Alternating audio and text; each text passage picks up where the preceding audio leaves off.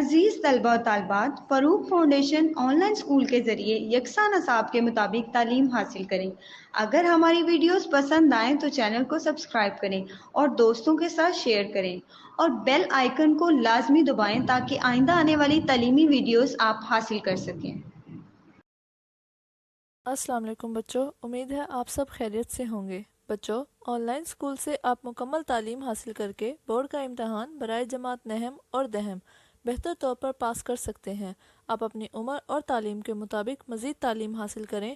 والدین سے فون یا کمپیوٹر پر ہماری ویڈیوز کے ذریعے تعلیم حاصل کرنے کی درخواست کریں۔ روزانہ 1 سے 2 گھنٹے آن لائن پڑھائی کریں اور جب آپ اسکول جائیں گے تو آپ کو مزید کسی مدد کی ضرورت نہیں ہوگی۔ اس طرح پڑھائی کر کے اپنا وقت اور والدین کے اخراجات میں بچت کر سکتے ہیں۔ آن لائن اسکول کی کوئی فیس نہیں ہے، آپ زوم پر بھی کلاسز کا فائدہ اٹھا سکیں گے۔ ہر مضمون کی مکمل تعلیمی ویڈیوز موجود ہیں۔ السلام علیکم عزیز طلبہ، کیسے ہیں آپ سب لوگ؟ امید کرتی ہوں سب خیریت سے ہوں گے اور اپنا بہت دھیان بھی رکھ رہے ہوں گے اور ساتھ ہی ساتھ ان آن لائن کلاسز سے بھرپور فائدہ بھی اٹھا رہے ہوں گے۔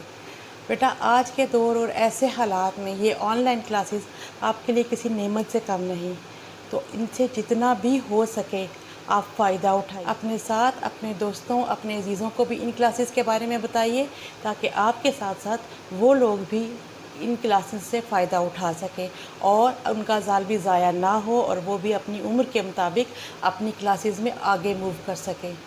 آج کا ہمارا سبق ہے زراعت کے بارے میں، تو چلیے سبق کی طرف چلتے ہیں۔ صفحہ نمبر ہے 116 اور عنوان ہے زراعت کی اہمیت۔ زراعت ہوتی ہے جی کھیتی باڑی، کھیتوں میں ہل چلانا، وہاں پہ فصلیں اگانا اور ملکی ضروریات کو پورا کرنا اور اس اناج کو بیچ کر زر مبادلہ بھی حاصل کرنا، یہ ہوتا ہے زراعت۔ سبق کا آغاز کرتے ہیں۔ زراعت اور انسان کا بہت پرانا ساتھ ہے، بلکہ اگر یہ کہا جائے تو بے جا نہ ہوگا کہ جب سے انسان نے دنیا میں قدم رکھا زراعت کا کام شروع ہو گیا۔ جب تک یہ دنیا باقی رہے گی زراعت کی اہمیت باقی رہے گی۔ اس کی وجہ یہ ہے کہ انسان زندہ رہنے کے لیے کھانے پر مجبور ہے۔ یہ زراعت کا شعبہ ہی تو ہے جو انسانی خوراک پیدا کرنے میں دن رات لگا ہوا ہے۔ جی پہلے پیراگراف میں وہ بتا رہے ہیں کہ جب سے انسان اس دنیا میں آیا، جب سے اس کائنات میں زندگی کا آغاز ہوا، تب سے زراعت کا جو شعبہ ہے وہ موجود ہے، اس لیے کہ انسان کو زندہ رہنے کے لیے خوراک کی ضرورت ہے اور خوراک حاصل کرنے کے لیے اسے کھیتی باڑی کرنا ہوتی ہے۔ تو یہ کہنا بے جا نہ ہوگا، بے وجہ نہ ہوگا کہ انسان نے جب سے قدم رکھا ہے تب سے زراعت کا کام جو ہے شروع ہو گیا ہے اور جب تک یہ دنیا باقی رہے گی تا قیامت یہ شعبہ جو ہے یہ جاری و ساری رہے گا، کیونکہ آخری سانس تک انسان کو خوراک کی ضرورت ہے، جانوروں کو چارے کی ضرورت ہے اور یہ سارا کچھ انسان جو ہے وہ حاصل کرتا ہے کھیتی باڑی سے۔ تو جو زراعت کا شعبہ ہے یہ دن رات اسی جو ہے نا ہماری ضروریات کو پورا کرنے کے لیے چلتا رہتا ہے۔ اگلا پیراگراف ہے۔ ہمارا پیارا ملک پاکستان ایک زرعی ملک ہے۔ پاکستان کی تقریباً 70% آبادی دیہات میں رہتی ہے۔ دیہات میں رہنے والوں کی اکثریت زراعت کے شعبے سے منسلک ہے۔ یہ لوگ کھیتی باڑی کرتے ہیں اور ملک کی غذائی ضروریات پوری کرنے کی کوشش کرتے ہیں۔ ان کی شبانہ روز محنت کی بدولت زرعی پیداوار میں اضافہ ہو رہا ہے۔ جی وہ بتا رہے ہیں کہ ہمارا ملک پاکستان جو ہے وہ بھی ایک زرعی ملک ہے، اور جو زرعی ملک ہوتا ہے اس کا یہ ہوتا ہے کہ وہ زراعت پہ بہت زیادہ انحصار کر رہا ہوتا ہے۔ اس کا یہ طریقہ کار ہوتا ہے کہ وہ لوگ اپنی کھیتی باڑی کے اوپر بہت زیادہ توجہ دیتے ہیں، کیونکہ ان کے لیے وہ جو ہوتا ہے وہ ایک صرف یہ نہیں ہوتا کہ وہ اپنی عوام کی ضروریات پوری کر رہے ہوتے ہیں، بلکہ وہ اسے دوسرے ممالک میں بیچ کر اپنے ملک کے لیے جو ہے وہ روپیہ پیسہ بھی حاصل کر رہے ہوتے ہیں، زر مبادلہ بھی حاصل کر رہے ہوتے ہیں۔ اور پاکستان کی جو 70% آبادی ہے وہ دیہات میں رہتی ہے، اور دیہات میں رہنے والوں کا زیادہ تر جو ہوتا ہے ذریعہ معاش وہ زراعت ہی ہوتا ہے، کھیتی باڑی ہی ہوتا ہے وہ۔ تو وہ بتا رہے ہیں کہ جو دیہات میں رہنے والے ہیں وہ زراعت کے شعبے سے منسلک ہیں، جڑے ہوئے ہیں، یعنی کہ وہ کھیتی باڑی ہی کرتے ہیں۔ یہ لوگ کھیتی باڑی کرتے ہیں اور ملک کی غذائی ضروریات پوری کرنے کی کوشش کرتے ہیں۔ اپنی محنت سے وہ اناج اگاتے ہیں اور ان کی کوشش ہوتی ہے کہ ملک کی غذائی ضروریات جو ہے وہ پوری ہو جائے۔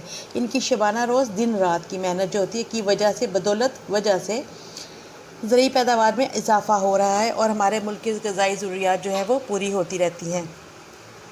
پاکستان کے لیے زراعت بہت اہمیت رکھتی ہے، اس سے ملک کی معیشت مضبوط ہوتی ہے۔ یہی وجہ ہے کہ زراعت کو پاکستان کی ریڑھ کی ہڈی تصور کیا جاتا ہے۔ انسانی جسم میں ریڑھ کی ہڈی کی اہمیت سے آپ بخوبی آگاہ ہیں۔ اگر خدا نخواستہ ریڑھ کی ہڈی میں کوئی نقص واقع ہو جائے تو انسانی جسم مفلوج ہو کر رہ جاتا ہے۔ بالکل اسی طرح ہمارے ملک کے لیے زراعت اہم ہے۔ اگر یہ شعبہ کمزور پڑ جائے تو اس سے ملک کمزور پڑ جاتا ہے۔ اس کے برعکس اگر زراعت کا شعبہ ترقی کرے تو اس سے ملک ترقی کرتا ہے۔ جی، اس پیراگراف میں وہ بتا رہے ہیں کہ ہمارے لیے کیونکہ زراعت جو ہے وہ ریڑھ کی ہڈی کی اہمیت رکھتی ہے، اور ریڑھ کی ہڈی جو ہوتی ہے وہ بالکل انسان کے لیے، جیسے کہ انسانی جسم میں اگر وہ اس میں کوئی مسئلہ ہو جائے، کوئی تکلیف ہو جائے، کوئی درد ہو، کوئی خدا نخواستہ کوئی نقص پیدا ہو جائے تو کیا ہوتا ہے کہ انسان کا جو جسم ہے وہ مفلوج ہو کر رہ جاتا ہے، وہ اچھی طرح سے کارکردگی نہیں جو ہے وہ کر سکتا، اپنے کام کاج جو ہے وہ بھی نہیں کر سکتا، اور اسے دوسروں کا محتاج ہونا پڑتا ہے۔ تو بالکل اسی طرح جو زراعت ہے وہ ہمارے ملک کی ریڑھ کی ہڈی کی اہمیت رکھتی ہے، اور اگر خدا نخواستہ اگر ہماری ملک کی جو زراعت ہے وہ کمزور پڑ جائے تو اس سے ہمارا ملک کمزور پڑ جائے گا، اور اگر برعکس اس کے الٹ، یعنی کہ برعکس کا مطلب ہوتا ہے الٹ، اگر زراعت کا شعبہ جو ہے وہ ترقی کرے گا تو اس سے کیا ہوگا، ہمارا ملک ترقی کرے گا، ہمارے ملک میں خوشحالی آئے گی۔ اگلے پیراگراف کو دیکھیے۔ زندگی کے ہر شعبے میں سائنس کا عمل دخل دیکھا جا سکتا ہے۔ زراعت کے شعبے میں بھی سائنس نے انقلاب برپا کر دیا ہے۔ آج سے 30-40 سال قبل کھیتی باڑی کے سارے کام انسانی ہاتھوں اور ڈھور ڈنگروں کی مدد سے انجام پاتے تھے۔ کھیت میں ہل چلانے، کنویں سے پانی نکالنے، گندم کی گہائی کرنے اور گنے سے رس نکالنے کے تمام کاموں کے لیے ڈھور ڈنگروں سے کام لیا جاتا تھا۔ اب سائنسدانوں نے کھیتی باڑی کے ہر کام کے لیے مشینیں ایجاد کر لی ہیں۔ ٹریکٹر کی مدد سے ہل چلایا جاتا ہے۔ ہارویسٹر کی مدد سے فصل کی کٹائی اور گہائی کا کام ایک ساتھ عمل میں آتا ہے۔ ٹیوب ویل سے کھیت سیراب کیے جاتے ہیں۔ غرض کسان کا کام میں تیزی آ گئی ہے، اس سے کام پہلے کی نسبت تیز رفتاری سے ہوتا ہے۔ جی، پہلے کا اور آج کا وہ موازنہ کر رہے ہیں، بتا رہے ہیں کہ پہلے جو تھا وہ انسان جو ہے وہ ہر کام جو وہ جانوروں کی مدد، ڈھور ڈنگر ہوتے ہیں جانور، ٹھیک ہے، جانوروں کی مدد سے ہوتا تھا، اور انسانی ہاتھوں کی وجہ سے ہوتا تھا، یا تو انسان خود کرتا تھا یا پھر اس کے لیے وہ اپنے جانوروں کی مدد لے لیتا تھا۔ جیسے کہ آپ کو پتہ ہے کہ ہم نے پچھلے ایک سبق میں پڑھا تھا، جب وہ دیہاتی اور شہری زندگی والا جو سبق ہم نے پڑھا تھا، تو اس میں ہم نے دیکھا کہ کنویں سے پانی نکالنے کے لیے جو ہے وہ بیل جو تھے ان کو باندھا گیا تھا، اور وہ بیل جو تھے وہ وہاں پہ جس طریقے سے وہ چکر کاٹتے تھے تو اس سے کنویں سے پانی نکالا جا رہا تھا اور کھیتوں کو سیراب کیا جا رہا تھا۔ تو وہ بھی ایک طرح سے یہ جانوروں سے مدد لینے کا طریقہ تھا۔ تو وہ بتا رہے ہیں کہ آج کے دور میں کیونکہ سائنس نے ترقی کر لی اور ہر شعبہ جو ہے اس میں انقلاب برپا ہو گیا ہے، بہت زیادہ تبدیلی، انقلاب ہوتا ہے بہت بڑی تبدیلی آ جانا، تو کہہ رہے کہ ہر شعبے میں انقلاب برپا ہو گیا، تو اب جو صورتحال ہے وہ بدل گئی ہے۔ 30-40 سال پہلے کیا ہوتا تھا کہ انسان یا تو خود اپنے ہاتھوں سے کام کرتا تھا یا پھر مدد کے لیے اپنے جانوروں کو جو ہے وہ ان سے مدد لیتا تھا، لیکن اب کیا ہے کہ ہر کام کے لیے مشینیں بن گئی ہیں۔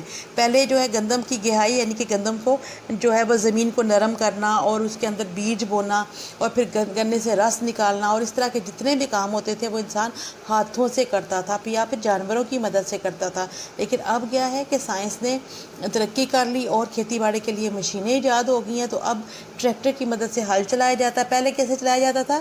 پہلے ہم نے دیکھا تھا نا ایک سبق میں کہ وہ بیل کو باندھ کر اور اس کے پیچھے ہل جوتا جاتا تھا، لیکن اب کیا ہے کہ ٹریکٹر کی مدد سے کیا جاتا ہے۔ اب ہارویسٹر کی مدد سے کیا ہوتا ہے، فصل کی کٹائی ہو جاتی ہے، گہائی ہو جاتی ہے، اور یہ دونوں کام ایک ساتھ ہو جاتے ہیں، جس سے نہ صرف یہ کہ کام جلدی ہو جاتا ہے، وقت کی بچت ہو جاتی ہے، بلکہ بہت صفائی سے کام ہو جاتا ہے۔ اور ٹیوب ویل سے کھیت جو ہے وہ سیراب کیے جاتے ہیں، اور جو کسان ہے اس کا کام بہت تیزی سے مکمل ہو جاتا ہے۔ وہ جو پہلے جو ایک تھا طریقہ کار کہ صبح جو ہے وہ فجر کے ٹائم سے وہ شروع ہوتے تھے اور رات گئے تک جاری رہتا تھا، اب ان کا کام جلدی اور آسانی سے مکمل ہو جاتا ہے۔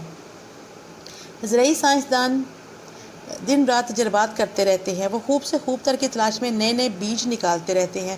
یہ نئے بیج زیادہ پیداوار دیتے ہیں۔ اس کے علاوہ ان میں بیماریوں کے خلاف قوت مدافعت بھی زیادہ پائی جاتی ہے۔ ان بیجوں کی بدولت فی ایکڑ پیداوار میں خاطر خواہ اضافہ ہوا ہے۔ اس اضافے سے ملک کو بہت زیادہ فائدہ ہوتا ہے۔ زیادہ پیداوار ہوگی تو ملک خوراک کے معاملے میں خود کفیل ہوگا، اسے خوراک کے معاملے میں دوسرے ملکوں کا محتاج نہیں ہونا پڑے گا۔ اگر باہر سے خوراک درآمد کی جائے تو اس پر قیمتی زر مبادلہ خرچ ہوتا ہے۔ اس کے برعکس اگر ہم اپنی ضروریات سے زائد اناج پیدا کریں تو ہم اسے دوسرے ممالک کو بھی برآمد کر سکتے ہیں، اس طرح ہم قیمتی زر مبادلہ کما سکتے ہیں۔ جی، وہ کہتے ہیں کہ جو زرعی سائنسدان ہیں وہ دن رات کوشش کرتے رہتے ہیں، تجربات کرتے رہتے ہیں، اور جب ان کے تجربات کامیاب ہو جاتے ہیں تو اس سے فائدہ اس جو زراعت کا شعبہ ہے اس کو ہوتا ہے۔ وہ کوشش کر رہے ہیں کہ خوب سے خوب ترقی تلاش کریں، نئے نئے بیج بنائیں، اور ایسے بیج بنائیں جو زیادہ فصل دے سکیں، زیادہ پیداوار دے سکیں، اور وہ بیج جو ہوں وہ ان کو بیماریوں کے خلاف بھی ان کے اندر قوت مدافعت ہو، یعنی کہ جو فصلیں ہماری ہوں وہ صحت مند ہوں۔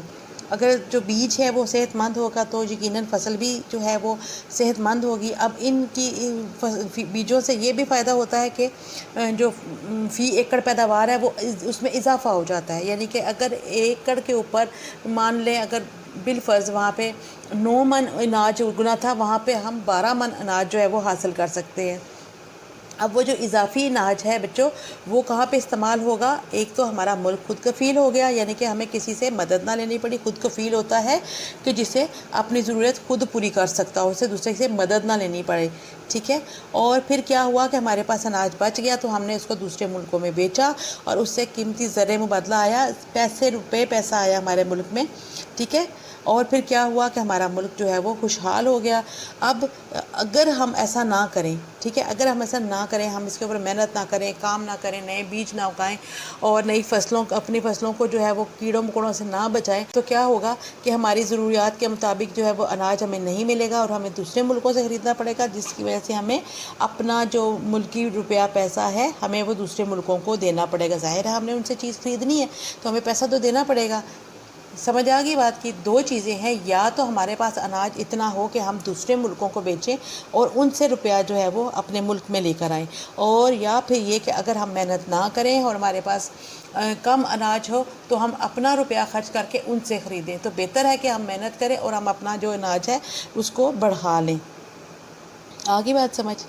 اچھا جی، اگلا پیراگراف ہے، اللہ تعالیٰ نے پاکستان کو بہترین وسائل سے نوازا ہے، خاص طور پر پنجاب کی زمین اپنی زرخیزی کے اعتبار سے اپنی مثال آپ ہے۔ پاکستان کے نہری نظام کا شمار دنیا کے آبپاشی کے بہترین نظاموں میں کیا جاتا ہے۔ اللہ تعالیٰ کے فضل سے ہم گندم کی پیداوار میں خود کفالت کا درجہ حاصل کر چکے ہیں، ہم اسے برآمد کرتے ہیں۔ اس طرح پاکستانی چاول دنیا میں بڑی مانگ ہے۔ نارووال، سیالکوٹ، شیخوپورہ، گجرانوالہ اور حافظ آباد میں اگنے والے چاول اپنی خوشبو کے لحاظ سے بے مثال ہیں۔ پاکستان کی ایک اہم برآمدی فصل کپاس بھی ہے، اسے ہم بیرونی ممالک میں برآمد کر کے بہت سا زر مبادلہ کماتے ہیں۔ جی بیٹا، اس پیراگراف میں وہ بتا رہے ہیں کہ ہمارے پاس ایسی کون سی فصلیں ہیں کہ جو ہمارے ملکی وسائل میں اضافہ کر رہی ہیں۔ اس میں وہ بتاتے ہیں کہ سب سے پہلی بات تو یہ کہ جو پنجاب کی زمین ہے وہ بہت زرخیز ہے۔ زرخیز کون سی زمین ہوتی ہے؟ جس میں ہر چیز آسانی سے اگ آتی ہے، ٹھیک ہے۔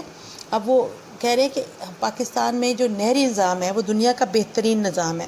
دنیا کے اکثر ممالک میں نہری نظام موجود ہیں اور پاکستان کا جو نہری نظام ہے وہ بہترین نظاموں میں شمار ہوتا ہے، یعنی کہ جو گنے چنے ہیں نا کہ یہ بہترین کام کر رہے ہیں، یہ ایسے نہری نظام بنایا گیا ہے کہ جو بہترین کام کر رہا ہے، ان میں پاکستان کے نہری نظام کا شمار ہوتا ہے۔ پھر وہ بتا رہے ہیں کہ اللہ تعالیٰ نے کہ فضل و کرم سے ہماری جو گندم ہے اس کی پیداوار اتنی زیادہ ہو گئی ہے ماشاءاللہ سے کہ ہم خود کفیل ہو گئے، ہمیں گندم کہیں سے خریدنے کی ضرورت نہیں ہے، بلکہ ہم اسے برآمد کرتے ہیں، ہم اسے دوسرے ملکوں کو بیچتے ہیں، بھیجتے ہیں۔ پھر وہ بتا رہے ہیں کہ جو پاکستان کا چاول ہے اس کی دنیا میں بہت مانگ ہے، یعنی کہ لوگ بہت زیادہ شوق سے یہ چاول کھاتے ہیں، اور اس کے لیے ہمیں پاکستان کو وہ آرڈر کرتے ہیں کہ ہمیں اتنے جو ہے وہ چاول جو ہے وہ ہمارے ملک کی ضرورت ہے، ہمیں چاہیے، آپ ہمیں بیچیں، اور پھر پاکستان وہ چاول ان کو بیچتا ہے، برآمد کرتا ہے، اور جس سے پاکستان میں زر مبادلہ آتا ہے۔ اور جو سب سے اچھے چاول پیدا ہوتے ہیں وہ کہاں ہوتے ہیں جی؟ نارووال میں، سیالکوٹ میں، شیخوپورہ میں، گجرانوالہ میں اور حافظ آباد میں۔ اور ان کی سب سے اچھی خوبی کیا ہے کہ ان کی خوشبو بہت اچھی ہوتی ہے، یہ بہت ذائقے دار تو ہوتے ہی ہیں لیکن ان میں خوشبو بہت اچھی ہوتی ہے۔ اور پھر وہ بتا رہے ہیں کہ ہم ان سب چیزوں کو بیچ کر زر مبادلہ حاصل کرتے ہیں۔ اگلے پیراگراف پہ آئیے۔ زراعت کی اہمیت یہ بھی ہے کہ بہت سی فیکٹریاں ایسی ہیں جن کا دار و مدار زراعت پہ ہے۔ مثال کے طور پر آٹے اور چاول کی ملیں، خوردنی تیل بنانے، دھاگا اور کپڑا بنانے کے کارخانے سب زراعت کے ساتھ وابستہ ہیں۔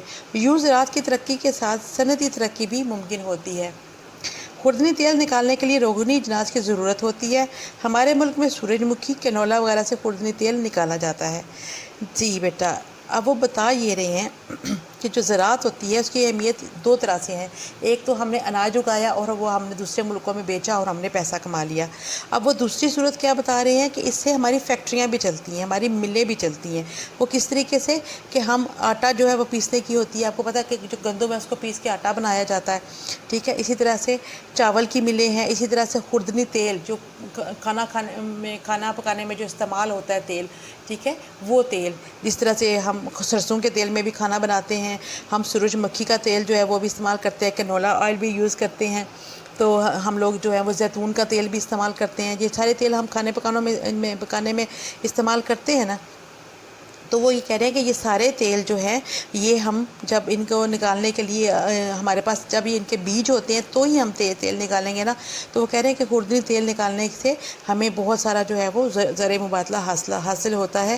اور پھر وہ بتاتے ہیں کہ دھاگا اور کپڑا بنانے کے کارخانے سب جو ہیں وہ زراعت سے وابستہ ہے۔ آپ مجھے ذرا یہ بتائیں نا، یہ دھاگا بنانے کے جو کارخانے ہیں اور کپڑا بنانے کے جو کارخانے ہیں، ان کا کھیتوں سے کیا لینا دینا ہے؟ کون بتائے گا مجھے؟ شاباش، جلدی سے بتا دیں مجھے۔ جی بیٹا، کپاس، ویری گڈ، بہت اچھا جواب ہے۔ کپاس وہ فصل ہے ہماری کہ جس سے ہم دھاگا بناتے ہیں اور کپڑا بناتے ہیں۔ شاباش، جلدی سے صفحہ الٹے اور اگلے پیراگراف پر آ جائیں۔ ہمارے ملک میں روغنی اجناس اس مقدار میں پیدا نہیں ہو رہی جتنی ان کی ضرورت ہے، ٹھیک ہے، اس لیے ہم بیرونی ممالک سے پام آئل درآمد کرنے پر مجبور ہیں۔ اسی طرح ہمارے ہاں چینی کی ضروریات بھی بڑھ گئی ہیں۔ ملک میں پیدا ہونے والی چینی ہماری ضرورتوں کے لیے ناکافی ہے، مجبوراً ہمیں چینی بھی باہر سے منگوانی پڑتی ہے۔ ہمیں روغنی اجناس اور گنے کی پیداوار میں اضافہ کرنے کی ضرورت ہے تاکہ ہم اپنی خوردنی تیل اور چینی کی ضروریات پوری کرنے کے لیے کسی کے محتاج نہ ہوں۔ اب آتے ہیں اس طرف کہ کون کون سی چیزیں ہیں جن کی پیداوار بڑھانے کی ضرورت ہے، ٹھیک ہے۔ پہلے انہوں نے بتایا کہ کون سی چیزیں ہیں جو ہمارے پاس کافی مقدار میں موجود ہیں، پھر وہ بتایا کہ کون سی چیزیں ہیں جو ہماری ضرورت سے اضافی ہیں اور ہم باہر کے ممالک میں ان کو بیچتے ہیں، لیکن اب بتا رہے ہیں کہ کون سی چیزیں ہیں کہ جن کی ضرورت ہے ہمیں کہ ہم ان کی پیداوار بڑھائیں، اور اس میں وہ بتا رہے ہیں کہ ہمیں جو ہے وہ چینی کی مقدار بڑھانے کی ضرورت ہے، ٹھیک ہے، ہمیں روغنی اجناس جو ہیں وہ ان کی مقدار بڑھانے کی ضرورت ہے، اور ہمیں ضرورت ہے کہ ہم جو ہے وہ خوردنی تیل اور چینی جیسی چیزیں جو ہیں ان کو بڑھا لیں تاکہ ہماری ضرورتیں بھی پوری ہوں اور ہم انہیں باہر بھی بیچ سکیں۔ روغنی اجناس ہوتی ہیں وہ اجناس یعنی کہ جن سے ہم تیل حاصل کرتے ہیں، ٹھیک ہے۔ اب وہ بتا رہے ہیں کہ پام آئل ہمیں باہر سے منگوانا پڑتا ہے، درآمد کرنا ہوتا ہے کسی چیز کو باہر سے اپنے ملک میں منگوانا، اور برآمد کیا ہوتا ہے؟ اپنے ملک سے دوسرے ملک میں بھیجنا۔ درآمد اور برآمد، ٹھیک ہے، یہ متضاد ہیں آپس میں۔ تو وہ بتا رہے ہیں کہ اگر ہم یہ چیزیں جو ہے جو پیداوار ہے اس میں اضافہ کر لیں، جیسے چینی ہے، جیسے خوردنی تیل ہے، تو پھر ہمیں باہر سے منگوانے کی ضرورت نہیں رہے گی۔ گندم، چاول اور دالوں کے علاوہ سبزیاں اور پھل بھی انسانی خوراک کا حصہ ہیں۔ ہمارے ملک میں ہر طرح کی سبزیاں پیدا ہوتی ہیں۔ اب تو جدید طریقوں سے مدد سے بے موسمی سبزیاں بھی اگائی جا رہی ہیں۔ ہمارے ملک میں پیدا ہونے والا آم دنیا کا بے حد پسند کیا جاتا ہے۔ اسی طرح ہمارے ہاں پیدا ہونے والا کنو کو بھی اس کی عمدہ کوالٹی کی بدولت پسند کی نظر سے دیکھا جاتا ہے۔ ان پھلوں کی برآمد سے ہم زر مبادلہ کماتے ہیں۔ جی، کچھ پھلوں کا ذکر ہو رہا ہے یہاں پر۔ بتا رہے ہیں کہ گندم، چاول اور دالوں کے علاوہ ہم جو ہیں وہ سبزیاں بھی کھاتے ہیں، پھل بھی کھاتے ہیں، تو ان کو بھی ان کی پیداوار میں بھی اضافے کی ضرورت ہے۔ اور وہ بتا رہے ہیں کہ جدید طریقوں سے بے موسمی سبزیاں اگائی جاتی ہیں۔ بے موسمی وہ سبزیاں کہ جن کا موسم نہیں ہوتا، ٹھیک ہے، ان کو بھی اگایا جاتا ہے۔ اور پھر وہ یہ بھی بتا رہے ہیں کہ آم جو ہے وہ دنیا میں بہت زیادہ پسند کیا جاتا ہے۔ ہمارے ملک کا جو آم ہے اور ہمارے ملک کا جو کینو ہے، ہمارے ملک کی اکثر چیزیں جو ہیں نا جیسے ذائقے کے اعتبار سے اتنی اچھی ہوتی ہیں کہ جو دوسرے ممالک کا، خاص طور پر جو یورپی ممالک ہے نا بیٹا، وہاں پہ یہ بہت زیادہ پسند کی جاتی ہے اور بہت مہنگے داموں خریدی جاتی ہیں، اور اس سے ہمیں اچھا خاصا زر مبادلہ حاصل ہوتا ہے۔ زراعت سے وابستہ دیگر شعبوں میں پولٹری فارم، डेयरी फ़िश और फ़िश फार्म भी शामिल है। देहात में हर घर में कोई ना कोई पालतू जानवर पाला जाता है। अक्सर घरों में गाय या भैंस होती है। कुछ लोग भेड़ बकरियां पालते हैं। डेयरी फार्म में आला नस्ल के दूध देने वाले जानवर रखे जाते हैं। इन जानवरों से दूध, मक्खन, घी के अलावा गोश्त भी हासिल होता है। इनकी खालों से चमड़े के कारखाने चलते हैं। इनका गोबर कुदरती खाद का काम देता है। कई किसान पोल्ट्री फार्म का कारोबार भी करते हैं। पोल्ट्री फार्म से अंडों के अलावा गोश्त की ज़रूरत पूरी होती है। हमारे कुछ किसान भाइयों ने मछली के फार्म भी बना रखे हैं। इनसे हमें मछली का गोश्त हासिल होता है। अब वो अनाज से आगे बढ़े और उन्होंने बताया कि बाकी कौन से जो हैं वो तरीके हैं जिनसे हम खुराक भी हासिल करते हैं और जो ज़राअत के ही के शोबे हैं लेकिन थोड़े से मुख्तलिफ हैं। और उनमें क्या आता है? Poultry farm. पोल्ट्री फार्म क्या होता है? जिसमें मुर्गी खाना जिसे कहा जाता है, जिसमें मुर्गियाँ पाली जाती हैं। फिर है जी डेयरी फार्म, जहाँ पे गाय भैंसें होती हैं, ठीक है। फिर है जी फ़िश फार्म, जहाँ पे मछलियाँ होती हैं। और वो बता रहे हैं कि देहात के हर घर में कोई ना कोई पालतू जानवर पाला जाता है। आप, ये तो आम सी बात है, सबको पता है कि जब हम देहात में जाते हैं ना, तो घरों में देखें आप, गाय भैंसें भी होती हैं, मुर्गियाँ भी होती हैं। तो मुख्तलिफ़ चीज़ें ऐसी होती हैं जो उन्होंने अपने घरों में पाल रखी हुई होती हैं और उनसे वो फ़ायदा भी हासिल करते हैं, अंडे भी हासिल करते हैं, गोश्त भी हासिल करते हैं। और वो उनके घर में एक तरह से वो लाजमी जुज़ होता है गाँव वालों का कि उनके घर में कोई ना कोई पालतू जानवर ज़रूर होता है। अक्सर घरों में गाय भैंस होती है। कुछ लोग जो भेड़ बकरियां पालते हैं। डेयरी फार्म में आला नस्ल के दूध देने वाले जानवर रखे जाते हैं और इन जानवरों से फिर दूध के अलावा मक्खन और घी भी हासिल किया जाता है। फिर उनसे गोश्त हासिल किया जाता है, ठीक है। और अगर वो उनमें से कोई जानवर मर जाता है तो फिर उसकी खाल जो है वो उतार कर वो चमड़े के जो कारखाने हैं उनको दी जाती है और फिर वो चमड़े के कारखाने चलते हैं उससे। हत्ता कि उनका जो गोबर होता है वो कुदरती खाद के तौर पर इस्तेमाल होता है। फिर कई किसान जो होते हैं वो पोल्ट्री फार्म का कारोबार करते हैं। उन्होंने अपने, क्योंकि ज़मीन काफ़ी ज़्यादा होती है उनके पास, तो वो क्या करते हैं, उसका कुछ हिस्सा जो होता है उसको मखसूस कर लेते हैं, उस पर थोड़ा सा वो बना के ऐसी जगह के जिससे मुर्गियाँ जो महफूज रह सकें, वहाँ पे मुर्गियाँ पाल लेते हैं। तो वो उनकी एक इजाफी आमदन हो जाती है और फिर उनसे वो अंडे हासिल कर रहे होते हैं, गोश्त हासिल कर रहे होते हैं।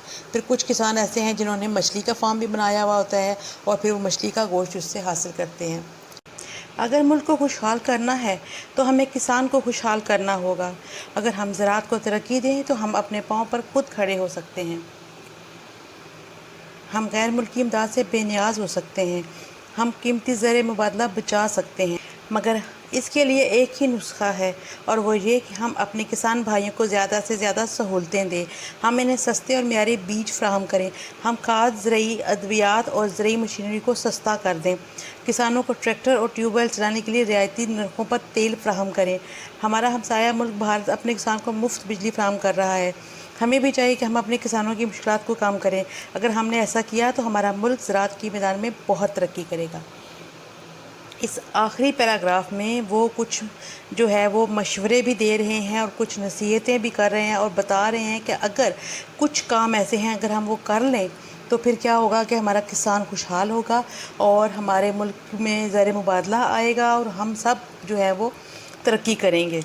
और उसके लिए करना हमें क्या है कि हम अपने जो किसान हैं उनको ज़्यादा से ज़्यादा सहूलतें दें, उन्हें सस्ते और मियारी बीज फ्राहम करें, यानी कि उन्हें बीज दें। उन्हें हम खाद और ज़रूरी अद्वियात और ज़रूरी मशीनरी को सस्ता कर दें।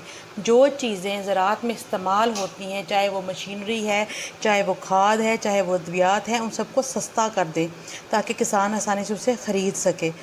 और फिर किसान को ट्यूबवेल और ट्रैक्टर चलाने के लिए जो तेल है वो भी हम कम कीमत में, रियायती नरखों पर, नर्ख होता है कीमत, रियायती कम कीमत, रियायत वाली कीमत, उसके ऊपर हम उनको तेल फ्राहम करें। क्योंकि हमारा जो हमसाया मुल्क भारत है वो उसकी मिसाल दे रहे हैं कि वो किसान को मुफ्त बिजली फ्राहम करता है। हमें चाहिए कि हम अपने किसानों को मुश्किल को कम करें और इसके लिए हमें ये क्या करने की ज़रूरत है, वो ये कि उनके लिए आसानियाँ जो हैं वो मुहैया करें। और अगर हमने ऐसा किया तो हमारा मुल्क जो है वो ज़राअत के मैदान में बहुत तरक्की करेगा। जी बेटा, बात आपको समझ आई कि अगर हम ये चाहते हैं कि हमारा मुल्क तरक्की करे तो हमें क्या करना होगा, अपने किसान को ज़्यादा से ज़्यादा सहूलतें वो हम पहुँचानी होंगी, ठीक है। और अगर हमारा किसान जो है वो खुशहाल होगा, वो मेहनत करेगा, उसको ज़्यादा से ज़्यादा अगर हम खाद मुहैया कर रहे हैं, अगर हम बीज मुहैया कर रहे हैं, हर चीज़ सस्ती उसको दे रहे हैं, तो वो उस पर ज़्यादा से ज़्यादा मेहनत करेगा और ज़्यादा से ज़्यादा अच्छी फसलें उगाएगा, जिससे कि पूरा मुल्क जो है वो खुशहाल हो जाएगा। چلے بیٹا چلتے ہیں مشق کی طرف۔ پہلا سوال ہے زراعت اور انسان کا رشتہ کب سے ہے؟ جب سے یہ دنیا معرض وجود میں آئی تب سے زراعت اور انسان کا رشتہ جو ہے وہ قائم اور دائم ہے۔ کیا کسی زمانے میں زراعت کی اہمیت کم ہوگی؟ کیا لگتا ہے آپ کو، ہوگی؟ نہیں، بالکل بھی نہیں، کیونکہ جب تک ہم زندہ ہیں ہمیں خوراک کی ضرورت ہے اور زراعت کی اہمیت ہمیشہ قائم و دائم رہے گی، کیونکہ ہمیں خوراک جو ہے وہ زراعت سے ملتی ہے۔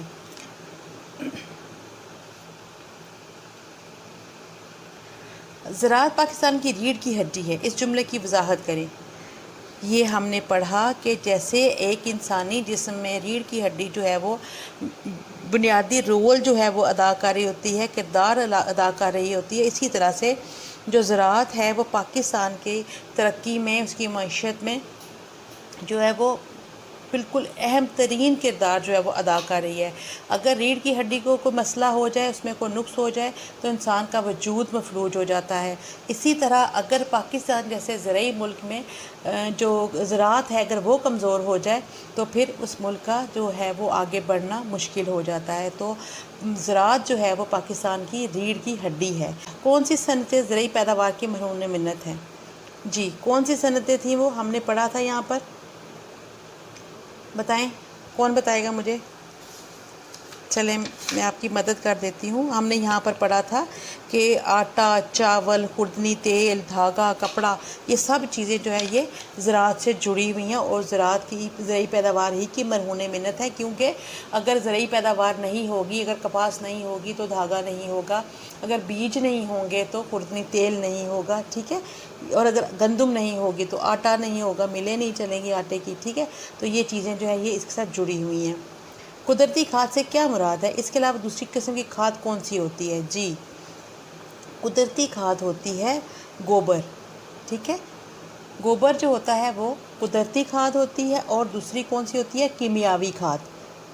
یہاں اس کا ذکر نہیں ہے، لیکن یہ میں آپ کو بتا رہی ہوں کہ جو دوسری کھاد ہوتی ہے وہ کیمیاوی کھاد ہوتی ہے، جو کہ بنائی جاتی ہے، خود انسان بناتا ہے، ٹھیک ہے۔ لیکن سب سے بہتر جو ہوتی ہے وہ قدرتی کھاد ہی ہوتی ہے۔ ڈیری فارم سے ہمیں کیا حاصل ہوتا ہے؟ جی، ڈیری فارم سے تو ہمیں دودھ حاصل ہوتا ہے، گھی حاصل ہوتا ہے ہمیں، اور مکھن حاصل ہوتا ہے، ٹھیک ہے۔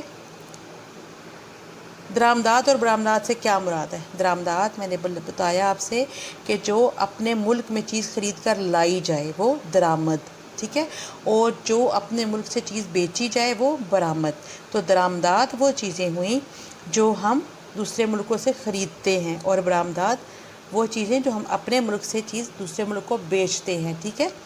درآمدات میں زر مبادلہ ہمارا خرچ ہوتا ہے، اور برآمدات میں ہمارا زر مبادلہ ہمیں حاصل ہوتا ہے۔ ٹھیک ہو گیا؟ کلیئر ہو گیا؟ پاکستان کے کن علاقوں میں آم اور کنو زیادہ مقدار میں پائے جاتے ہیں؟ جی، آم اور کنو کن علاقوں میں زیادہ پائے جاتے ہیں؟ یہ جنرل نالج کا سوال ہے، اس کا جواب آپ لوگ خود لکھیں گے۔ صنعت کا زراعت کے ساتھ کیا تعلق ہے؟ صنعت کا زراعت کے ساتھ بہت گہرا تعلق ہے۔ ہم نے دیکھا کہ جب تک زراعت یہ والا جو پیراگراف ہے نا، یہ آپ نے یہاں پہ پڑھا، ٹھیک ہے، جو زراعت ہے وہ صنعت کے ساتھ جڑی ہوئی ہے۔ جب تک آپ ابھی وہی بات جو میں نے تھوڑی دیر پہلے آپ کو ایک اور سوال کے جواب میں بھی بتائی کہ جب تک آپ کے پاس وہ بیج نہیں ہوں گے تو آپ خوردنی تیل نہیں بنائیں گے۔ تو زراعت سے بیج حاصل کیے اور صنعت نے اس کو تیل بنایا، ٹھیک ہے۔ زراعت نے کپاس جو ہے وہ دی اور صنعت نے اس کو دھاگا اور کپڑا بنایا۔ روغنی اجناس سے کیا مراد ہے؟ روغنی اجناس کون سی تھی؟ کون بتائے گا مجھے؟ جلدی سے بتائیں۔ جیسے کہ سرسوں کے بیج ہے، جیسے کہ کنولا ہے، جیسے کہ سورج مکھی ہے، یہ ساری جو ہے یہ جن سے تیل نکالا جاتا ہے نا، وہ ساری روغنی اجناس ہوتی ہیں۔ بے موسمی سبزیوں سے کیا مراد ہے؟ بے موسمی سبزیوں سے مراد ہے کہ جن کا موسم نہ ہو۔ جیسے کہ اگر میں آپ کو مثال دوں کہ گرمیوں میں جیسے ہم دیکھتے ہیں کہ بھنڈی ہوتی ہے، کریلے ہوتے ہیں، ٹھیک ہے، اگر یہ سبزیاں ہمیں سردیوں میں مل رہی ہیں تو ہم انہیں بے موسمی سبزیاں کہیں گے۔ ہو گیا کلیئر؟ چلیے اگلا سوال ہے، سوچئے اور بتائیے۔ یہ تو آپ کو سوچنے کی دعوت دے رہے ہیں یہاں پر۔ ماضی کی کھیتی باڑی کا موجودہ دور میں کی جانے والی کھیتی باڑی کے ساتھ موازنہ کیجیے۔ ہاں جی، یہ آپ نے خود سوچ کے اس کا جواب بتانا ہے۔ सबक में हमने पढ़ा कि माजी में इंसान खुद काम करता था या फिर वो अपने जानवरों से मदद लेता था, और अब जो है वो साइंसी तरीके कार की बदौलत जो है वो खेती बाड़ी जो है वो मशीनों के ज़रिए से होती है। ठीक है, इन दोनों का मुवाजना करना है कि तब क्या था और अब क्या हो रहा है। अगला है जी, अगली एक्टिविटी है ज़रूरी पैदावार किस तरह बढ़ाई जा सकती है, तजावीज़ दें। ये भी आपका अपना जो है ना सोच के देने वाला जवाब है, ये मैं आपको नहीं बता सकती, ये आप खुद बताएंगे। हर बच्चे की अपनी सोच है, वो अपनी सोच के मुताबिक ये बताएगा कि जब ज़रूरी पैदावार हम बढ़ाना चाहते हैं तो हमें क्या क्या करना चाहिए। तजावीज़ देनी है आपने, मशवरे देने हैं। ठीक है, और वो जो अभी आपके दिमाग में चीज़ें आए ना कि इस तरह करने से फसल बढ़ सकती है, इस तरह करने से पैदावार बढ़ सकती है, वो सारी चीज़ें आपने पॉइंट वाइज लिखनी है। ठीक हो गया। सवाल नंबर 3 है, पाकिस्तान एक मुल्क है कौन सा? सनती, ज़रई, नीम सनती, नीम ज़रई, ज़रई मुल्क है। ठीक है। हार्वेस्टर काम आता है हल चलाने के, खाद बिखेरने के, फसल काटने और उगाने के, या बीज बोने के? फसल काटने और उगाने के। चावल की बेहतरीन फसल होती है नारोवाल में, मलकवाल में, खानेवाल में, साहिवाल में? नारोवाल में। भैंसें और गायें होती हैं ज़रई फार्म में, डेयरी फार्म में, पोल्ट्री फार्म में, या फ़िश फार्म में? जी, कौन बताएगा? बहुत आसान है, भैंसें और गायें होती हैं डेयरी फार्म में, क्योंकि हमने वहाँ से डेयरी से मुराद होती है बेटा जहाँ से हम दूध हासिल करते हैं। ठीक है, सबसे इसका ये मेन जो नुक्ता है ना वो ये याद रखिएगा, जहाँ से दूध, मक्खन, घी वगैरह हासिल होता है वो डेयरी फार्म होता है। ठीक है। पोल्ट्री फार्म में होती हैं, क्या होता है पोल्ट्री फार्म में? गायें होती हैं, भैंसें होती हैं, मछलियाँ? जी नहीं, मुर्गियाँ। शाबाश, टिक करें जल्दी जल्दी। पाम ऑयल काम आता है ट्रैक्टर चलाने के, ट्यूबवेल चलाने के, बालों को लगाने के, या फिर खाना पकाने के? खाना पकाने के। सवाल नंबर 4 है, दी गई मिसाल की रोशनी में खाली कॉलम पूर करें। जी, कॉलम अलिफ में लिखा हुआ है खूब, बद, आसान, मुश्किल, अजीम, वसी। ठीक है, और कॉलम बे में है तर, खूब तर, और कॉलम जीन में है खूब तरीन। ठीक है, अब यहाँ पर उन्होंने जो मिसाल दी है उसमें क्या है जी? खूब तर, खूब तरीन, बदतर, बदतरीन। ठीक है, आसान तर, आसान तरीन। ये करके आपने इस पूरे कॉलम को मुकम्मल कर लेना है। सवाल नंबर 5 है, वाहिद की जमा और जमा की वाहिद अल्फाज लिखें। जी, कॉलम बनाएं जल्दी जल्दी पेंसिल से। वाहिद, जमा, जमा, वाहिद। सारे वाहिद अल्फाज वाहिद वाले कॉलम में लिख लें और जमा अल्फाज जमा वाले कॉलम में लिखें। जल्दी जल्दी, फिर मैं आपको बता रही हूँ उनके वाहिद के जमा और जमा के वाहिद। जी, शुरू करूँ। वसाइल, वसीला, देहात, देह, ईजाद, ईजादात, सहूलत, सहूलियात, या सहूलतें भी सही है। अदविया, अदवियात, मुश्किलात, मुश्किल। सवाल नंबर 6 है, जुमलों में इस्तेमाल करें। शबाना रोज़, मईशत, खुदा न ख्वास्ता, मफलूज, इनकलाब, अपने पाँव पे खड़ा होना, खुद कफालत, और ज़र मुबादला। इन सब अल्फाज को आपने इस तरीके से एक कॉलम बनाया, उसके अंदर लिखा आपने अल्फाज, उसके आगे जो जगह है वहाँ पे लिखा आपने जुमले, और इन अल्फाज के वहाँ पे जुमले बनाए आपने। सवाल नंबर 7 है, इन अल्फाज के मुतज़ाद लिखें। बिल्कुल उसी तरह से कॉलम ड्रा कर लें, अल्फाज लिखते जाएं। ये सारे अल्फाज आपने लिख लिए, और फिर जो आगे मुतज़ाद वाला कॉलम है उस पर आपने वो अल्फाज लिखते हैं जो मैं आपको अभी बताने लगी हूँ। ठीक है। ज़िंदा, ज़िंदा का होगा जी मुर्दा। ज़िंदगी, मौत। इंसानी, हैवानी। देहाती, शहरी। अक्सरियत, अक़लियत। ज़रख़ेज़, बंजर। खुशहाल, बदहाल। तरक्की, तनज़्ज़ुली, सस्ता, महंगा। सवाल नंबर 8 है, इस सबक के अहम नुकात को ज़हन में रखते हुए खुलासा लिखें। खुलासा बिल्कुल आपने उसी तरह लिखना है जैसे मैं आपको बार बार समझा चुकी हूँ, और वो ये तरीका है कि आपने सबक को पढ़ा, पढ़ने के बाद जो इसके अहम नुकात हैं उनको पेंसिल से आपने यूँ लाइन लगा ली, फिर वो आपके पास एक स्केच आ जाएगा, एक खाका आ जाएगा। उस खाके को मिलाकर आपने एक जो है वो 1 से 1.5 पेज के ऊपर आपने इसका खुलासा लिख लिया। ठीक है, इस तरीके से आपका ये सबक और इसकी तमाम मश्क जो है वो मुकम्मल हो जाएगी। جلدی سے کام مکمل کر لینا ہے. پہلے آپ نے حاشیہ لگانا ہے کاپی کے اوپر. سب سے اوپر کے لائن کے اوپر آپ نے سبق کا عنوان لکھنا ہے, آج کی تاریخ لکھنی ہے. اس کے بعد آپ نے مارکر سے سوال لکھنے ہیں اور پین سے اس کے جوابات لکھنے ہیں. اور اس طرح سے آپ کی آج کی مشق جو ہے وہ مکمل ہو جائے گی. تو بیٹا آج آپ نے جانا کہ زراعت ہمارے ملک پاکستان کی ترقی کے لیے کس قدر اہمیت کی حامل ہے. امید کرتی ہوں آج کا سبق آپ کو آسانی سے سمجھ آ گیا ہوگا. ملتے ہیں اگلے سبق میں.